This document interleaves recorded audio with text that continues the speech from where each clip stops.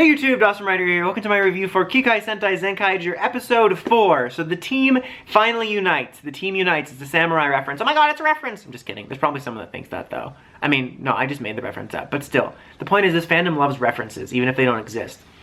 I really got away from myself there. Anyway, but the team is complete. This was the debut of the last main Zenkaiger, Vroom. And I thought it was a pretty solid episode, you know, kind of like last week's. I enjoyed it. It wasn't knocking my socks off, since I wasn't wearing socks when I was watching it anyway. TMI, Dawson. But, you know, I thought it was enjoyable. And basically, we start off from last week, and Vroom is letting the professor know that the gears release the worlds when they're destroyed. And it's funny here because I assumed Vroom was like kidnapped or something, or being blackmailed, like somebody was kidnapped from his family and he had to work with them. But no, he's working with them on purpose, which we find out later. But basically, he loves knowledge and just learning about stuff, which is what knowledge is. And so he thought working with them would be a good opportunity by working with the professor. And so he's not like, you know, coming to the professor out of fear. He's coming to him out of loyalty, which I thought was kind of an interesting spin, which I didn't expect. But basically, the professor villain guy, I'm calling him the professor because I forget his name and I probably will never care to learn it, so he's just going to be the professor. But basically, he doesn't want the big boss man to know this because he wants to keep using his plan to use the gears to use monster powers. But if the boss knows, every time the Rangers defeat it, it frees another world, he's not going to want to use his plan. So he wants to kill Vroom. And then Vroom winds up on the run, and he ends up running into the Zenkaigers, and they wind up protecting him. And that's when they found out the backstory I just told you about. And there's some kind of funny scenes of him, like, enamored with the world and really excited to learn about it. And they're, like, in a library and whatnot. And that's when we learn that's why he joined the villains in the first place. But basically, you know, he winds up obviously coming around and being against what the villains stand for and wanting to fight with the Zenkaigers. And unfortunately, we didn't get our Zenkaiger accidentally fires the changer in a funny way scene. I guess his was before they morph, he couldn't figure out how to do it, and the other Rangers had to help him.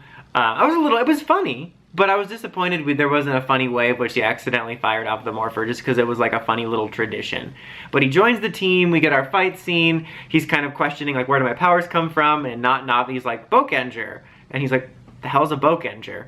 And they use the Die Ranger powers, and they get to use their weapons, and there's a scene where they do like a crotch shot, which some people might think is because Zenkaiger is just a silly show, but that's very much a Die Ranger fighting scene. There was also really a couple of funny moments in this episode in regards to Majine's powers, like, because the world this week is a boxing world. It's taking over everyone, making them box. And the way they subdue some of the people they're fighting is she, like, magically conjures, like, the people that are on the side of the ring to coach them, be like, oh, it's between rounds, it's between rounds. That was really funny. And there's also a moment when she had, like, a banana to slip somebody, and there was a little hat on top of it. I just thought there was some funny stuff like that. But, you know, basically, they win, and because we have all of them together now, we get to debut their mecha. So, the original red and yellow mecha is up there, and it's in a boxing ring fight, but then the other two join in. We get to see the pink and blue combination, we get to see them swap and whatnot. I think I might like red and yellow a little bit more, I'm not sure yet. But it was a pretty cool fight, and like I said last week, something I do like about their fights so far is that because each world has a different aesthetic, most of the fights have had something unique about them, whether it was aesthetically or something like this with the boxing rings, just to signify it as unique, which I thought was kind of cool. And then there was also like this last little interesting bit too, when they're all at it seems like they always wrap up every episode, you know, at the base, just kind of being like, we're comrades now, and they're kind of talking about stuff, and he wants to know like, well, why do you guys have these gears like the villains? Are the worlds trapped in there too? And Navi clarifies that no, they just were inspired by them. But obviously there's a connection between the two, because then Vroom sees the picture of Kaito's parents and says, I've seen them. So a little bit of mystery there going on, which I kind of like. I feel like based on the type of series it is, it'll probably be pretty straightforward with the parents being kidnapped and forced to adapt their gear technology for the villain's purposes, which is why they're so similar.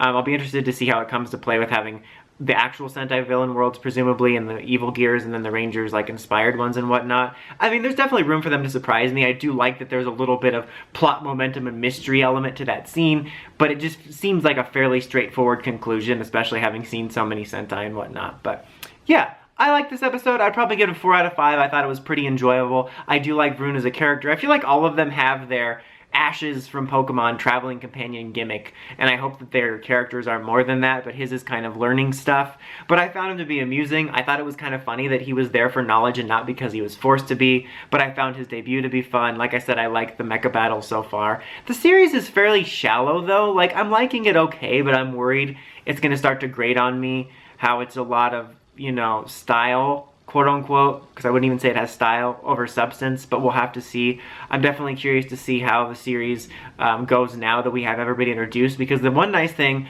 about introducing everyone one at a time, other than the fact that I like that slow burn aspect, is that it kind of gave you something important to have in every episode, and I'm curious to see what a Zenkaiger filler looks like. But what did you guys think of the episode? Let me know in the comments as always. Until next time, like, comment, subscribe, and climb the steps and ring that bell so you can catch my videos. Dawson Ryder, signing out.